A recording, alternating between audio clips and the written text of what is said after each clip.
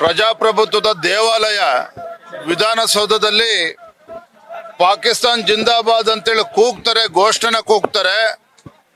ಅವರನ್ನ ಒಳಗೆ ಹಾಕೋದಕ್ಕೆ ಇನ್ನೂ ಕೂಡ ರಾಜ್ಯ ಸರ್ಕಾರ ಮೀನಾಮೇಷ ಹೇಳಿಸ್ತದೆ ಅಂತ ಹೇಳಿದ್ರೆ, ಇವತ್ತು ರಾಜ್ಯದ ಜನ ಇವತ್ತು ಕುಂತಲ್ ನಿಂತಲ್ಲಿ ಇದ್ರ ಬಗ್ಗೆ ಟೀಕೆ ಮಾಡ್ತಾ ಇದ್ದಾರೆ. ಇದೇ ಪಾಕಿಸ್ತಾನದಲ್ಲಿ ಯಾರಾದ್ರೂ ಹಿಂದೂಸ್ತಾನ್ ಜಿಂದಾಬಾದ್ ಅಂತ ಹೇಳಿದ್ರೆ ಕೈಕಾಲು ಮುರಿಯೋದಲ್ಲಿ ಅಲ್ಲೇ ಶೂಟ್ ಮಾಡಿ ಹಾಕ್ತಾ ಇದ್ರು. ಆದ್ರೆ ನಾವು ಇವತ್ತು ರಾಜ್ಯ ಸರ್ಕಾರಕ್ಕೆ ಒತ್ತಾಯ ಮಾಡ್ತಾ ಇರ್ತಕ್ಕಂಥದ್ದು, ಇಂಥ ದೇಶದ್ರೋಹಿಗಳನ್ನ ಯಾರು ಪಾಕಿಸ್ತಾನ್ ಜಿಂದಾಬಾದ್ ಅಂತಕ್ಕಂಥ ಘೋಷಣೆ ಕೂಗ್ತಕ್ಕಂಥ ಧೈರ್ಯ ಮಾಡಿದ್ದಾರೆ, ಅವ್ರನ್ನ ಒಳಗಾಕ್ರಿ ಅಂತೇಳಿ ಬಿಜೆಪಿ ಅವರು ಒತ್ತಾಯ ಮಾಡ್ತಾ ಇರ್ತಕ್ಕಂಥದ್ದು. ಆದ್ರೆ ಅದ್ರ ಬಗ್ಗೆನೂ ಕೂಡ ರಾಜ್ಯ ಸರ್ಕಾರ ಮೀನಾಮೇಷ, ಎಲ್ಲಿ ಅಲ್ಪಸಂಖ್ಯಾತರ ಮನಸ್ಸಿಗೆ ನೋವಾಗ್ತದೆ. ಆದ್ರೆ ಈ ವಿಚಾರ ಹುಡುಗಾಟಿಕೆ ಮಾಡ್ತಾ ಇರ್ತಕ್ಕಂಥ ರಾಜ್ಯ ಸರ್ಕಾರ ಈ ತರ ದೇಶದ್ರೋಹಿಗಳ ಬಗ್ಗೆನೂ ಕೂಡ ಈ ರೀತಿ ಸಾಫ್ಟ್ ಕಾರ್ನರ್ ತೋರಿಸಿದ್ರೆ ಇವತ್ತು ಏನು ರಾಜ್ಯ ಜನ ಏನ್ ಅನ್ಕೊಳ್ತಾರೆ? ಅಂದ್ರೆ ಇವತ್ತು ಮಾನ್ಯ ಡಿ.ಕೆ. ಶಿವಕುಮಾರ್ ಅವ್ರು ಹೇಳ್ತಾರೆ, ಇವತ್ತು ಎಲ್ರು ಕೂಡ ಪಾಪ ಅವರು ಏನು ಪಾಪನೇ ಮಾಡಿಲ್ಲ, ಏನು ಹೇಳಿಕೆಗಳನ್ನ ಕೊಟ್ಟಿಲ್ಲ ಅಂತೇಳಿ ಅವರ ಪರವಾಗಿ ನಿಲ್ತಕ್ಕಂಥದ್ದು.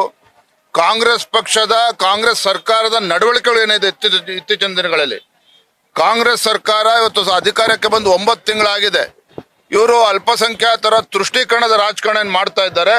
ಇದರ ಪರಿಣಾಮನೇ ಇವತ್ತು ವಿಧಾನಸೌಧದಲ್ಲಿ ಇವತ್ತು ಘೋಷಣೆಗಳು ಕೂಗಿರ್ತಕ್ಕಂಥದ್ದು. ಈಗಲೂ ಕಾಲ ಮಿಂಚಿಲ್ಲ. ಇವತ್ತು FSL ರಿಪೋರ್ಟ್ ಮತ್ತೊಂದು ಅಂತೇಳಿ ಕಾಯ್ದೆನೆ ತತ್ಕ್ಷಣ ತಪ್ಪಿತಸ್ಥರನ್ನ ದೇಶದ್ರೋಹಿಗಳನ್ನ ಇವತ್ತು ಒಳಗಾಕಿ ಅಂತೇಳಿ ಈಗಲೂ ನಾವು ಒತ್ತಾಯ ಮಾಡ್ತಾ ಇದ್ದೇವೆ. ಅದನ್ನೇ ಮಾನ್ಯ ರಾಜ್ಯಪಾಲರಿಗೆ ಇವತ್ತು ಒತ್ತಾಯವನ್ನು ಮನವಿಯನ್ನು ಕೊಟ್ಟಿರ್ತಕ್ಕಂಥದ್ದು. ಕಾಂಗ್ರೆಸ್ಗೆ ಹೋಗ್ತಾರೆ ಅಂತ ಮಾತುಗಳು ಕೇಳಿದ್ರು. ಬೇರೆ ಪ್ರಶ್ನೆ ಕೇಳೋಣ. ನೋಡ್ರಿ, ವಿಳಂಬದ ಪ್ರಶ್ನೆಗಿಂತ ಹೆಚ್ಚಾಗಿ ನೋಡಿ, ರಾಜಕಾರಣ ಮಾಡ್ಲಿ, ಕಾಂಗ್ರೆಸ್ ಪಕ್ಷವರು ಮಾಡ್ಲಿ, ನಾವು ಮಾಡ್ತೇವೆ. ಆದ್ರೆ ಈ ರೀತಿ ದೇಶದ್ರೋಹಿಗಳ ಈ ರೀತಿ ನಡವಳಿಕೆ ಏನಿದೆ, ಇದನ್ನ ನಮಗಿಂತ ಮೊದಲು ಕಾಂಗ್ರೆಸ್ ಪಕ್ಷದವ್ರು ಖಂಡಿಸ್ಬೇಕಾಯ್ತು. ನಿಮ್ಮ ಸರ್ಕಾರ ರಾಜ್ಯದಲ್ಲಿ ಅಸ್ತಿತ್ವದಲ್ಲಿದೆ. ನಿಮ್ಮ ಒಬ್ಬ ರಾಜ್ಯಸಭಾ MP ಗೆದ್ದಂತ ಸಂದರ್ಭದಲ್ಲಿ ಅವ್ರ ಹಿಂಬಾಲಕರೇನಿದ್ದಾರೆ ಇವತ್ತು ಪಾಕಿಸ್ತಾನ್ ಜಿಂದಾಬಾದ್ ಅಂತ ಕೂಗ್ತಾರೆ ಅಂತ ಹೇಳಿದ್ರೆ ಅವರ ಮಾನಸಿಕ ಸ್ಥಿತಿ ಏನಿದೆ, ರಾಜ್ಯಸಭಾ ಸದಸ್ಯರ ಮಾನಸಿಕ ಸ್ಥಿತಿ ಏನು, ಅವರ ಹಿಂಬಾಲಕರ ಮಾನಸಿಕ ಸ್ಥಿತಿ ಏನು, ಯಾವ ದಿಕ್ಕಿನಲ್ಲಿ ಇವತ್ತು ರಾಜ್ಯವನ್ನು ತೆಗೆದುಕೊಂಡು ಹೋಗ್ತಾ ಇದ್ದಾರೆ. ಇಂಥ ಪುಂಡಾಟರಿಗೆ, ದೇಶದ್ರೋಹಿಗಳಿಗೆ ರಕ್ಷಣೆಯನ್ನ ಕೊಡೋದ್ರ ಮೂಲಕ ಯಾವ ಸಂದೇಶವನ್ನ ರಾಜ್ಯಕ್ಕೆ, ದೇಶಕ್ಕೆ ಕೊಡ್ತಾ ಇದ್ದಾರೆ ಕಾಂಗ್ರೆಸ್ ಪಕ್ಷದವರು. ಈ ತರ ಉದ್ದಟತನದಿಂದನೇ ಇವತ್ತು ಕಾಂಗ್ರೆಸ್ ಪಕ್ಷ ಇಡೀ ದೇಶದಲ್ಲಿ ಇವತ್ತು ದಿವಾಳಿ ಆಗಿರ್ತಕ್ಕಂಥದ್ದು. ಇನ್ನೂ ಕೂಡ ಬುದ್ಧಿ ಬಂದಿಲ್ಲ ಅಂತ ಹೇಳಿದ್ರೆ, ಇಂಥ ವಿಚಾರದಲ್ಲೂ ಕೂಡ ಅವರು ಒಳಗಾಗ್ತಕ್ಕಂಥ ನಿಟ್ಟಿನಲ್ಲೂ ಕೂಡ ದೇಶದ್ರೋಹಿಗಳನ್ನ ಒಳಗಾಕ್ಬೇಕು ಅಂತ ನಾವು ಒತ್ತಾಯ ಮಾಡಿದ್ರೆ ಅದ್ರ ಬಗ್ಗೆನೂ ಮೀನಾಮೇಷ ಮಾಡ್ತಾರೆ ಅಂತ ಹೇಳಿದ್ರೆ, ಇವರು ಅಲ್ಪಸಂಖ್ಯಾತದಿಂದನೇ ಅಧಿಕಾರಕ್ಕೆ ಬಂದಿದ್ದೇವೆ ಅನ್ನೋ ಭಾವನೆಯಲ್ಲಿ ಇವತ್ತು ಮಾನ್ಯ ಮುಖ್ಯಮಂತ್ರಿಗಳು ಇದ್ದಾರೆ ಅಂತ ಕಾಣ್ತದೆ. ಈಗಲೂ ನಾನು ಒತ್ತಾಯ ಮಾಡ್ತೇನೆ ರಾಜ್ಯ ಸರ್ಕಾರಕ್ಕೆ, ತತ್ಕ್ಷಣ ತಪ್ಪಿತಸ್ಥರನ್ನ FSL ರಿಪೋರ್ಟ್ ಮತ್ತೊಂದು ಅಂತೇಳಿ ಸಬೂಬನ್ನ ಕೊಡದೇನೆ ಇವತ್ತು ದೇಶದ್ರೋಹಿಗಳನ್ನ ಒಳಗ್ ಹಾಕ್ಬೇಕು ಅಂತೇಳಿ ನಾನು ತಮ್ಮ ಮೂಲಕ ನಾನು ಆಗ್ರಹವನ್ನ ಮಾಡ್ತಾ ಇದ್ದೇನೆ.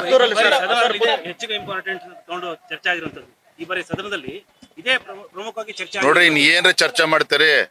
ಈ ಸರ್ಕಾರ ಇವ್ರ ಯೋಗ್ಯತೆಗೆ ಬರಗಾಲದ ಸಂದರ್ಭದಲ್ಲಿ ನಮ್ಮ ರೈತರ ಸಂಕಷ್ಟಕ್ಕೆ ಸ್ಪಂದನೆ ಮಾಡೋದಕ್ಕೆ ಸಾಧ್ಯ ಆಗ್ಲಿಲ್ಲ. ದೇಶದಲ್ಲಿ 8-9 ರಾಜ್ಯಗಳಲ್ಲಿ ಇತ್ತು ಭೀಕರ ಬರಗಾಲ ಇತ್ತು. ಅಲ್ಲಿಯ ರಾಜ್ಯದ ಮುಖ್ಯಮಂತ್ರಿಗಳು ಯಾರು ಕೂಡ ಕೇಂದ್ರ ಸರ್ಕಾರಕ್ಕೆ, ಪ್ರಧಾನಮಂತ್ರಿಗಳನ್ನ ಟೀಕೆ ಮಾಡ್ಕೊಂಡು ಕೂತಿಲ್ಲ. ಅವರ ರಾಜ್ಯದ ಖಜಾನೆಯಿಂದ ಆ ರಾಜ್ಯದ ರೈತರಿಗೆ ಸಮಸ್ಯೆಗೆ ಸ್ಪಂದನೆ ಮಾಡ್ತಕ್ಕಂಥ ಕೆಲಸ ಮಾಡಿದ್ದಾರೆ. ಬಹುಶಃ ದೇಶದಲ್ಲಿ ಇಂಥ ಭೀಕರ ಬರಗಾಲದ ಸಂದರ್ಭದಲ್ಲಿ ರೈತರ ಸಂಕಷ್ಟಕ್ಕೆ ಸ್ಪಂದನೆ ಮಾಡಬೇಕಾಗಿರ್ತಕ್ಕಂಥ ರಾಜ್ಯ ಸರ್ಕಾರ, ಮಾನ್ಯ ಮುಖ್ಯಮಂತ್ರಿಗಳು ತಮ್ಮ ಜವಾಬ್ದಾರಿಯನ್ನ ಮರೆತು ಇವತ್ತು ತಮ್ಮ ಖಜಾನೆಯಿಂದ ಹಣವನ್ನ ಕೊಡೋದಕ್ಕೆ ಸಾಧ್ಯ ಆಗದೇನೆ, ರೈತರ ಸಮಸ್ಯೆಗೆ ಸ್ಪಂದನೆ ಮಾಡದೇನೆ ಕೇಂದ್ರ ಸರ್ಕಾರ ಮೋದಿಜಿ ಬಗ್ಗೆ ಬಟ್ಟು ಮಾಡ್ತಕ್ಕಂಥ ಏಕೈಕ ಮುಖ್ಯಮಂತ್ರಿ ದೇಶದಲ್ಲಿದ್ರೆ ಅದು ಸನ್ಮಾನ್ಯ ಸಿದ್ದರಾಮಯ್ಯನವರು, ಕಾಂಗ್ರೆಸ್ ಸರ್ಕಾರ. ಹಾಗಾಗಿ ಈ ಸರ್ಕಾರದಿಂದ ರೈತರ ಪರವಾಗಿ, ಬಡವರ ಪರವಾಗಿ ನೀವೇನು ಕೂಡ ನೀವು ಒಳಿತನ ಬಯಸೋದಕ್ಕೆ ಸಾಧ್ಯ ಇಲ್ಲ. ಹಾಗಾಗಿ ಅಧಿವೇಶನ ಯಾವ ಕಾಟಾಚಾರಕ್ಕೆ ಅಧಿವೇಶನ ನಡೆಸ್ತಾರೆ? ಯಾವ ಕಾಟಾಚಾರಕ್ಕೆ ಅಧಿವೇಶನ ನಡೆಸ್ತಾರೆ ಇವತ್ತು? ರಾಜ್ಯಕ್ಕೆ ಅನ್ಯಾಯ ಆಗ್ತಾ ಇರ್ತಕ್ಕಂಥದ್ದು ಮೋದಿ ಅವರಿಂದನೂ ಅಲ್ಲ, ನಿರ್ಮಲಾ ಸೀತಾರಾಮನ್ ರಾಜ್ಯದ ಜನ ಇವತ್ತು ಕುಂತಲ್ಲಿ ನಿಂತಲ್ಲಿ ಮಾತನಾಡ್ತಾ ಇದ್ದಾರೆ.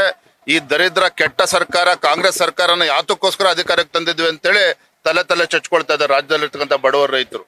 ಹಾಗಾಗಿ ಇವರ ವೈಫಲ್ಯಗಳನ್ನ ಮುಚ್ಚಾಕೊಳ್ಳೋ ಸಲುವಾಗಿ ಇವತ್ತು ಕೇಂದ್ರ ಸರ್ಕಾರ ಮೋದಿ ಅವ್ರನ್ನ, ನಿರ್ಮಲಾ ಸೀತಾರಾಮನ್ ಅವ್ರನ್ನ ಟೀಕೆ ಮಾಡ್ತಾ ಇದ್ದಾರೆ. ಇವತ್ತು ಬೇರೆ ದೇಶದ ಯಾವುದೇ ಮುಖ್ಯಮಂತ್ರಿಗಳು ಈ ರೀತಿ ಇವತ್ತು ಬರಗಾಲ ಸಂದರ್ಭದಲ್ಲಿ ಕೈ ಕಟ್ಕೊಂಡು ಕೂತಿಲ್ಲ. ಹಾಗಾಗಿ ತಮ್ಮ ವೈಫಲ್ಯಗಳನ್ನ ಮುಚ್ಚಾಕೊಳ್ಳೋ ಸಲುವಾಗಿ ಕೇಂದ್ರ ಸರ್ಕಾರನ ದೂರ ಮಾಡ್ತಾ ಇದ್ದಾರೆ.